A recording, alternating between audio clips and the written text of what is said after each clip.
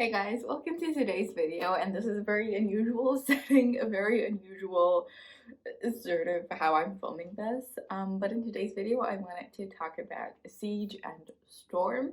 Now, I've been struggling a bit with my YouTube account, mainly because my computer overheats a lot when I try to edit anything on it, and that scares me so much because I'm afraid that I'm gonna break it. That sort of has hampered my motivation to keep on uploading videos because it's just so demanding from my laptop, and I can't see that happening. But I have come up with this new idea of a 3 minute series sort of thing, where I will spend 3 minutes talking about a specific book, about my thoughts and feelings, and whether I would recommend you to pick that up.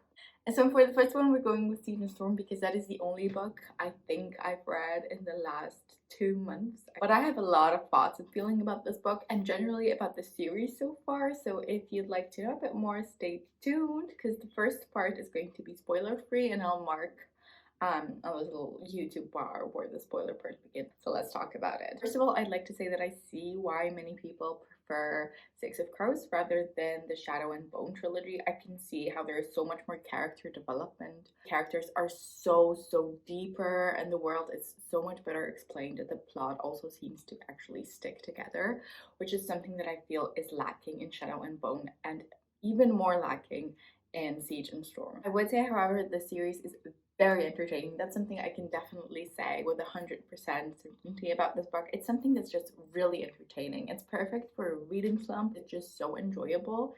It's so fun, and there is a lot happening in general. I will say, however, that in the first part of the series, Shadow and Bone, I felt a lot more was happening and I was more connected to the characters.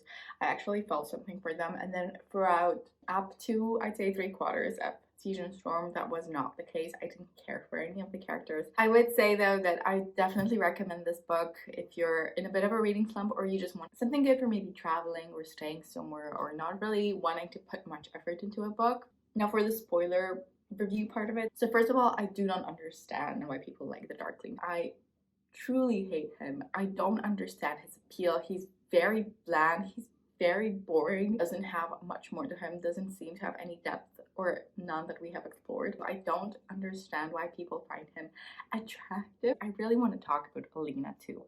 I find her to be such an irritating character. I'm sorry, but I can't stand her. The excuses she makes for her behaviors are just not adequate to the situations in which she messed up, if that makes sense. I understand that in a way, from a psychological point of view, this is all explainable, but there is a point at which you have to take responsibility for your own actions, especially if you're going to lead hundreds of people and you take responsibility willingly for these hundreds of people. I do also find the inconsistency with which she thinks about the Darkling quite irritating. One second she will be hating him for all he's done, for how he's hurt her, and the next thing she's thinking about his beautiful eyes and his beautiful cheeks, and I just find that so inconsistent that it really does irritate me, and I think a bit more explaining with what she actually feels for him would be great. But fortunately, things got a bit clearer when my favorite character,